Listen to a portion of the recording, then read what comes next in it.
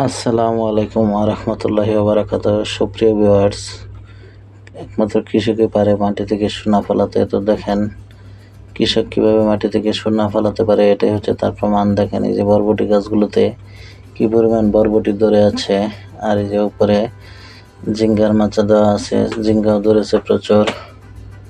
এটা হচ্ছে হাইব্রিড করলা। দেখেন কি পরিমাণ করলা ধরেছে। তো একমাত্র কৃষকই পারে মাটি থেকে সোনা ফলাতে। দেখেন কিভাবে তারা সবজি চাষ করে। তো ভিউয়ার্স, এই দেখেন কৃষকের ফলানো সোনা এগুলো।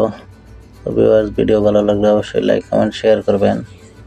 তো দেখতে পাচ্ছেন এই যে হাইব্রিড করলা, শসা, লাউ, ধুন্দল, এগুলোই কৃষকের সোনা।